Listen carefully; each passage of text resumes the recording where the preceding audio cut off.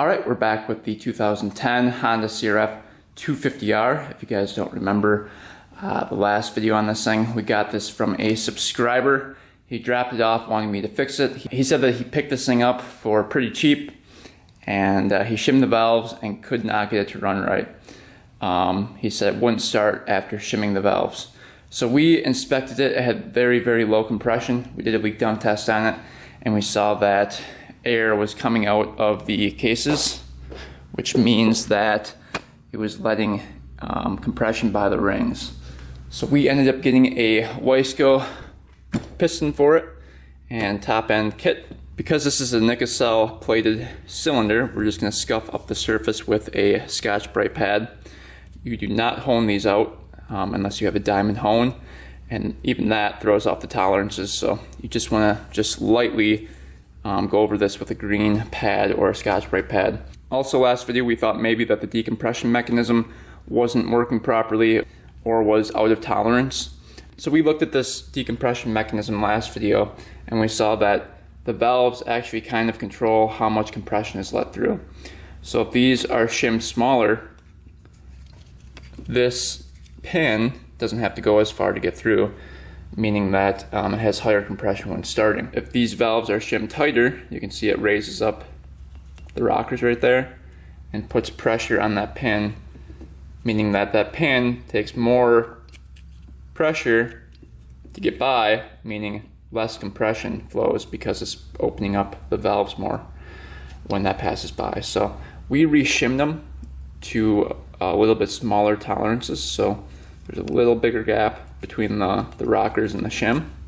So hopefully that fixes one of our problems, but I think the main problem was worn piston and rings. So without further ado, let's start rebuilding this thing, and hopefully we can get this thing started and running today. So that is the goal. It's definitely a mystery, so hopefully the new piston fixes the problem. Alright, first thing we're going to do is prep the cylinder. You can see it looks pretty good, but there's like a slight polish on it. We just want to rub that off, and that's where the rings have been sliding up and down, and it makes like a very smooth surface. We don't want that. So we're going to take a Scotch-Brite pad and just kind of scuff it up a little bit, take off that first very thin layer. But otherwise we've got to get the gasket material off the top of here. There isn't any on the bottom, which is nice, so we have to scrape that off. But let's first do that. I just like to take a razor blade, just lightly go over this area, kind of get that off there.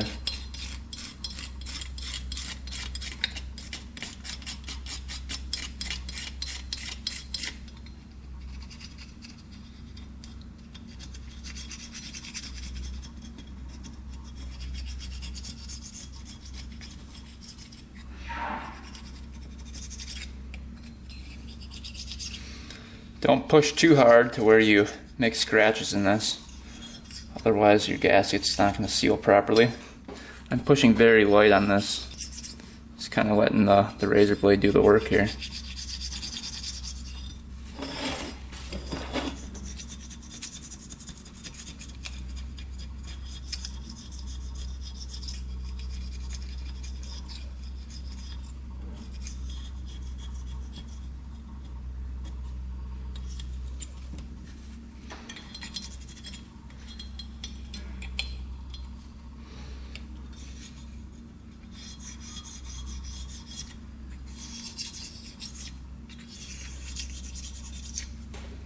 Looks pretty clean. I'm just going to spray that off with some brake cleaner.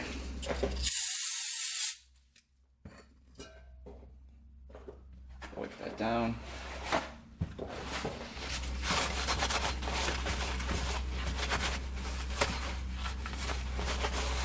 A couple people in the comments suspected that maybe it was the head gasket that was leaking, but when I did the leak down test, no air was coming out through the radiator. I like to use WD-40 with the Scotch-Brite. Adds a little bit of lubrication to it. Just like to take a little bit of padding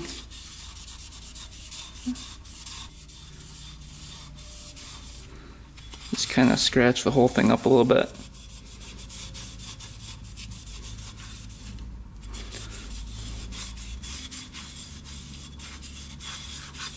This just takes off that first little layer. Doesn't hurt the nickel at all.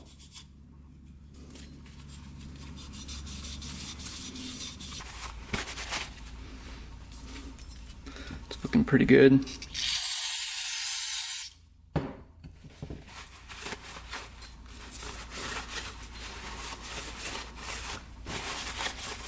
Alright.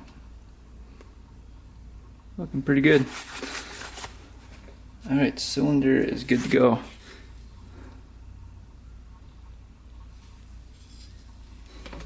Alright, let's check out this Wiseco kit here. You can see forged piston kit. Comes with the top end gasket set and then the valve seals. So it's kind of nice. It comes with that. And here is the piston. So let's check it out compared to the other piston. This is just the standard bore size.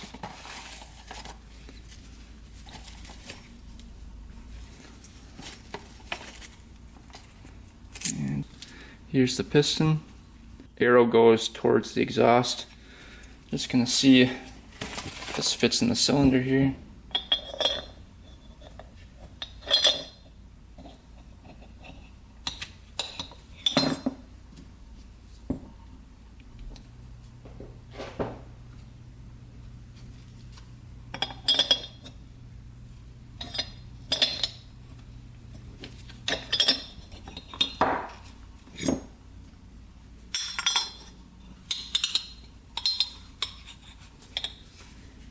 Those are some tight tolerances right there. Let's compare it to the old piston. Alright, here's the old piston, here's the new one. They look the exact same. Pretty close.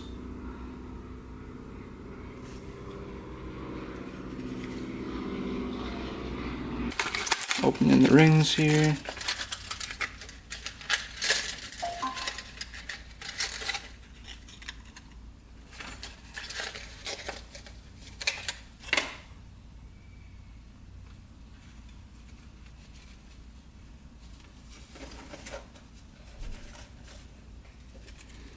So on this particular piston, there's just one main ring, unlike most 4-strokes. So really we're just going to measure the one ring. And you can see an N right there that points up when you put that onto the piston.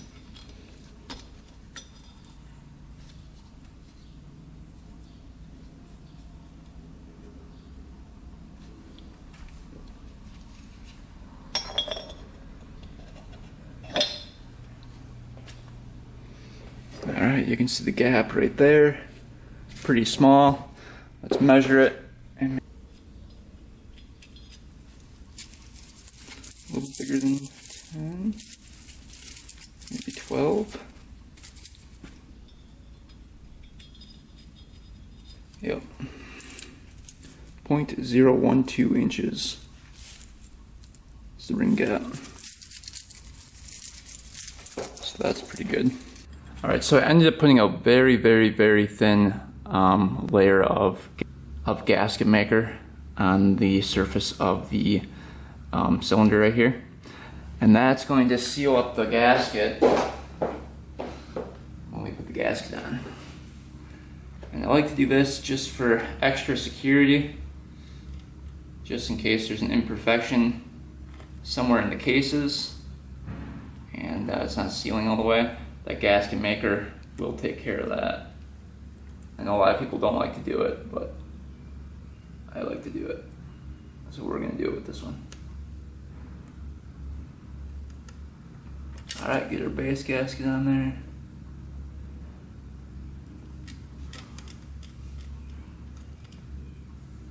We'll get those double pins in right away. Lubing it up a ton. You want to make sure that the ring gaps are not over each other. So I've got one ring gap right there, then the other two spaced out over here so that they don't line up.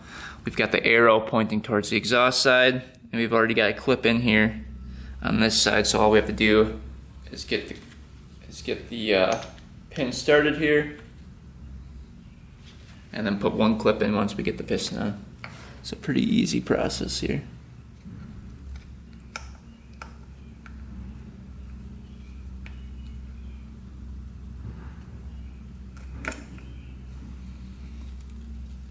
Slid right in.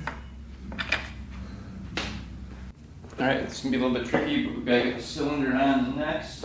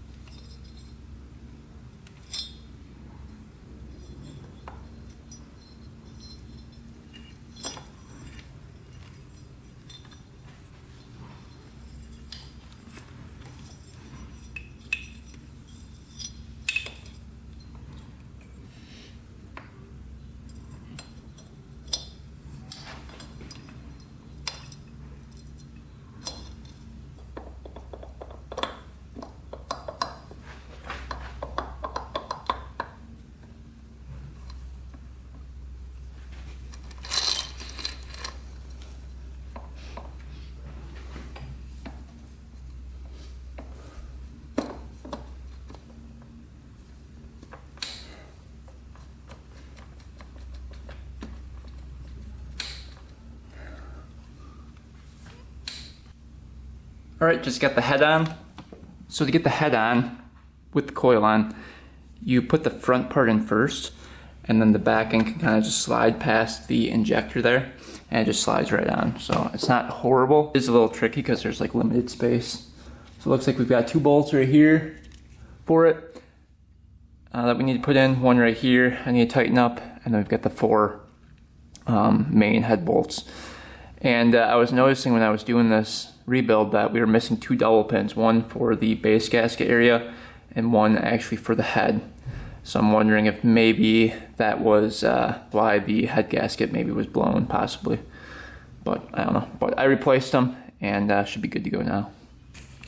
Alright, so I ended up having to take off the stator cover because the timing chain wasn't wrapping around there, the sprocket, correctly. And as I'm doing that, I noticed that the woodruff key is sheared off pretty much completely. Look at that. So that would make the timing completely off. And I'm wondering if when you kick it over, the timing becomes off. And then when I took it apart, I obviously checked the timing, but maybe it was just on at that particular second, you know, and we were getting lucky. But that woodruff key is like really bad. Look how flat that is. So I'm pretty sure that was the main issue there, besides the compression. But yeah, that woodruff key is like pretty much gone. So let's see if we can find a new one and replace that. You can see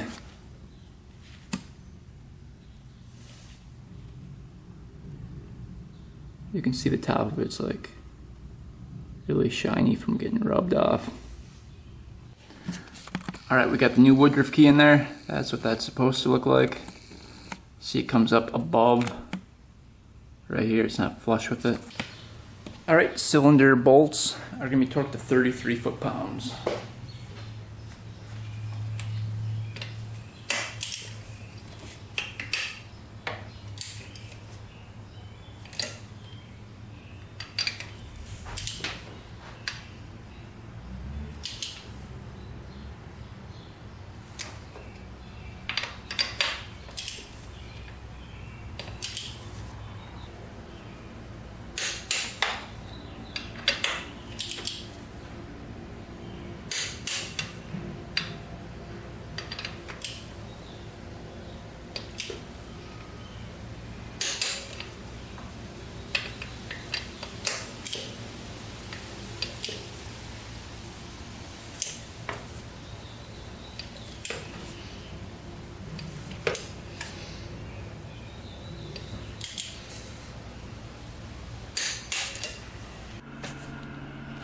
Alright, before we put on the cam, I had to extract this guy right there, so I drilled a little hole in there.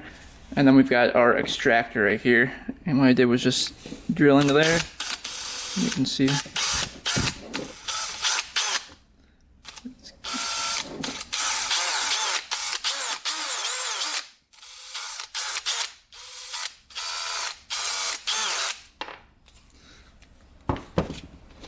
That was stuck in there.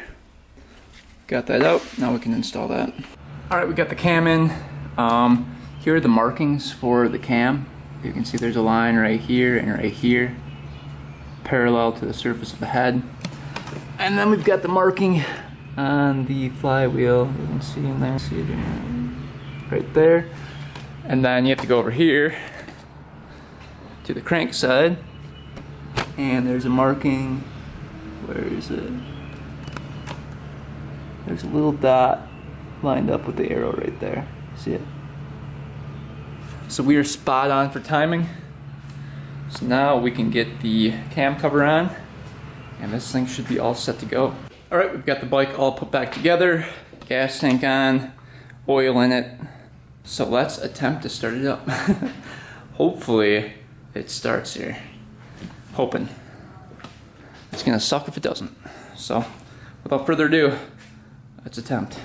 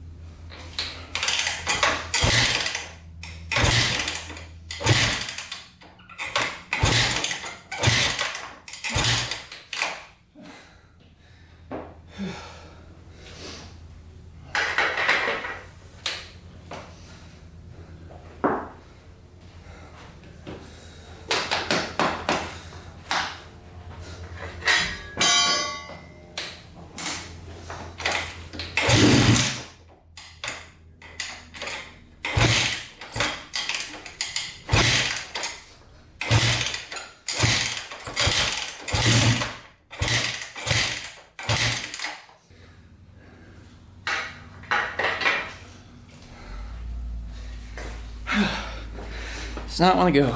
Alright, got a boot down. Let's try it again.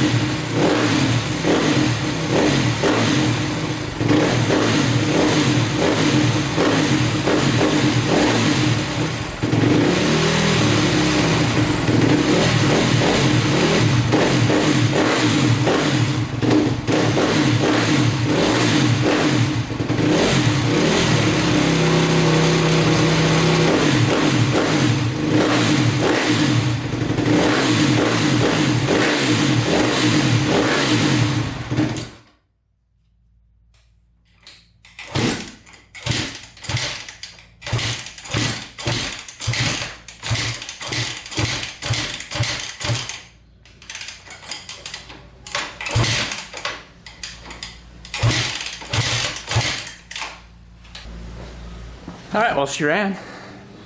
That's a start. She ran, but she shut off. So it sounds like it needs more gas. That's what it sounds like, so. Let's throw some more gas in there. I don't know if it's getting enough. Alright, so I was reading up on these bikes, and typically they're very, very hard to start. Even right from the factory in 2010, I guess these bikes were very difficult to start. So dealerships were telling people that you're supposed to do 3 light kicks and then pull out the primer. Speed gear, I think it's called. So you do 3 prime kicks to get the pump going and gas into the pump, and then you just do 1 like steady kick all the way through with the primer out, and usually it starts up. So we're gonna try that and see if that helps out a little bit. See if it fires up. I also noticed the idle's a little bit low, so we can probably adjust that too.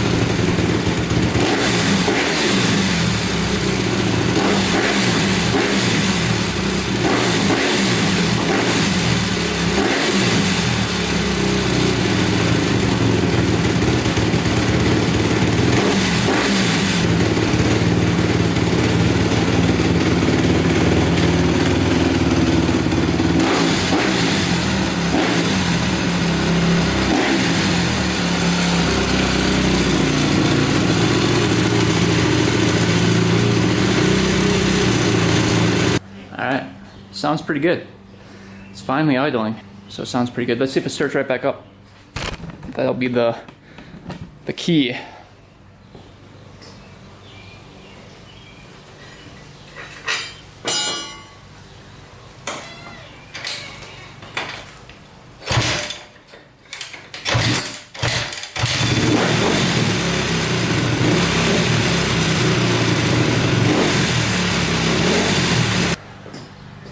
Alright, she's still a little bit hard to start, but definitely a lot better than it was. These bikes are just a pain in the butt to start. Alright, went ahead and triple checked the valves, and the valves are perfectly within spec. Also checked the timing. Timing is spot on still, so I think it's just hard to start. Alright, I want to quick check the oil. The owner said he did the oil change on it, but I just want to make sure. This thing takes 750 milliliters. And the drain plug for the engine, or the transmission I should say, is right there. You can see it right there. So let's get that out and see if there's 750 milliliters. Let's see what's in here. It's hot, I know that.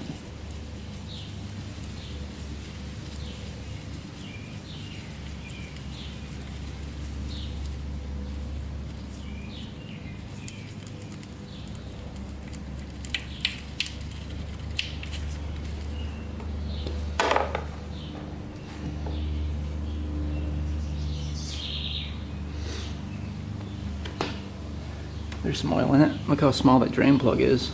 That drain bolt, I mean.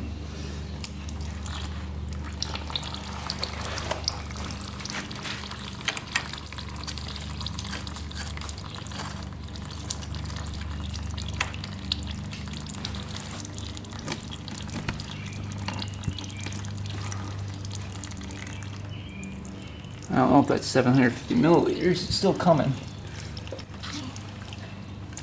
There we go. There's more. Yeah, that's probably 750. Alright, oil looks brand new, so he did in fact change it. Alright, so I actually drained this one and not the other side of the engine when I took out the plug on the bottom. There's another drain plug right, I don't know if you guys can see it now. It's right underneath the shifter right there. Let's get that out, because now it's overfilled And then we're just gonna start fresh. So once we get this one out, we've drained both sides. And then we can just add the correct amount.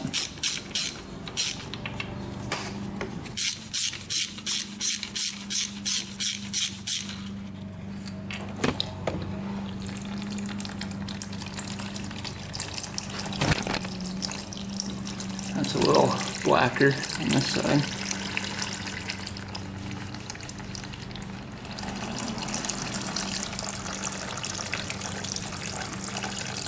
Right, we got 750 milliliters, 10W40 going into here. I feel better about adding fresh oil. That oil looked pretty black in there.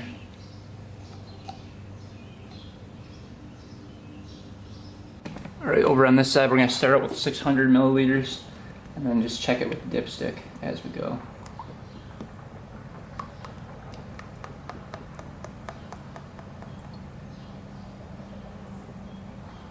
Let that settle for a bit and then we'll come check it again. It looks like we're good. So oil change is done. Let's go test drive this thing. Alright, made it out here. Let's break in this bike. Get her unloaded.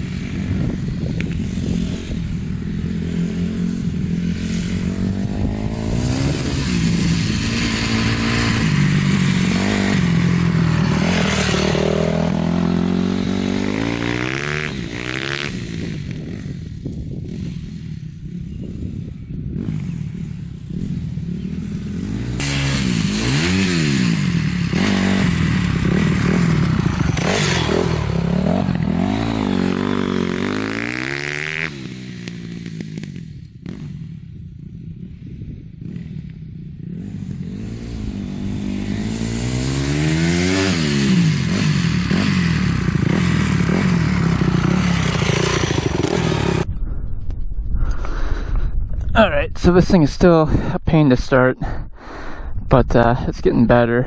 It's not too bad. The owner robbed the front caliper and brake off this thing, so we don't have a front brake. So it's a little tougher to ride, but the back brake works, kinda.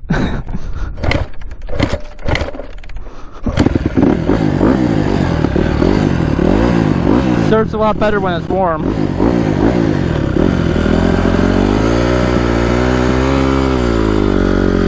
There we go.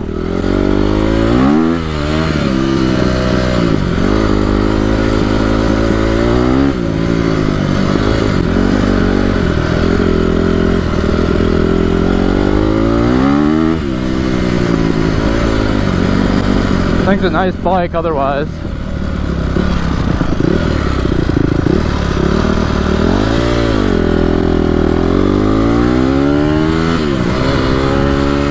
Still braking in this piston.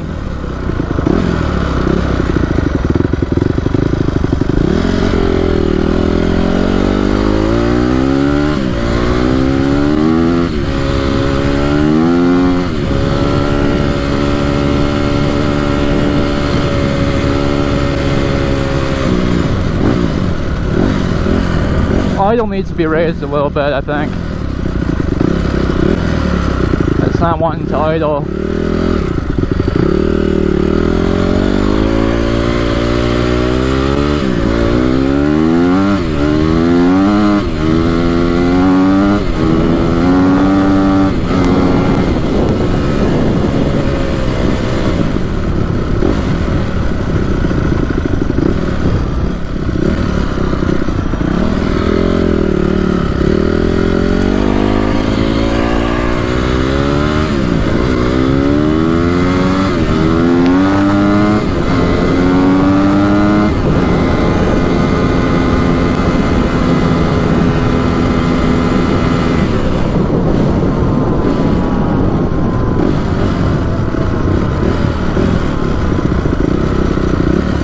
On the road too much here.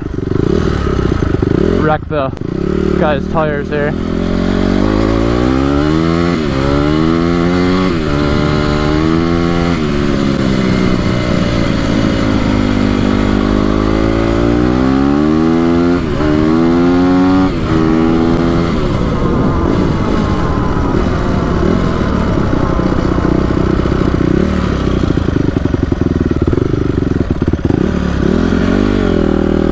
starting to idle a little bit better.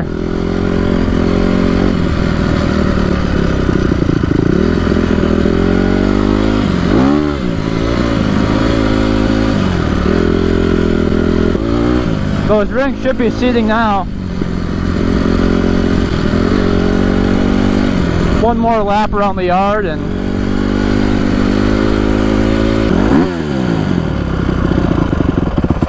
oil needs to be like right there. But runs good, drives good, doesn't backfire or pop, has plenty of power. It's a really nice bike. Alright, first braking ride went really well. Like I said before, doesn't pop or sputter or anything like that. The only issue we're still having is the hard starting. But once it's warm, it's a lot easier to start. It starts like third kick, second or third kick. So I think it's probably something to do with that primer, honestly. I don't know. It just feels like it's not getting gas on startup or something. So I don't know. It's a great bike besides that starting issue. We're gonna let this cool down to the touch and then take it for one more ride to really break it in. It's not. Oh yeah, baby.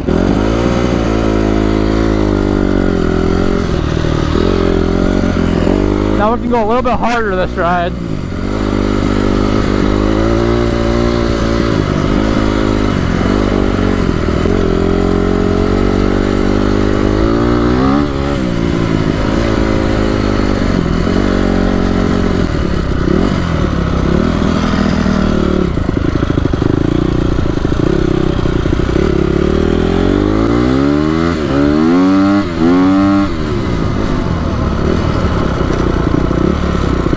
Forgot no front brake.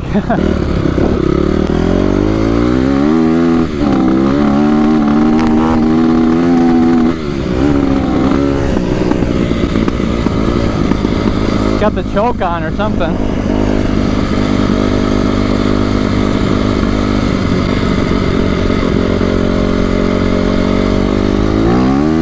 There we go.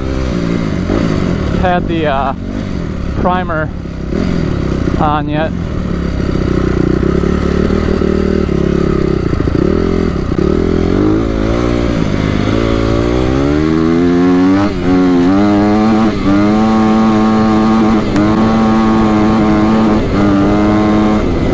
Woo! There we go. Yeah. Alright, well this bike is considered done. It's as good as it's gonna get.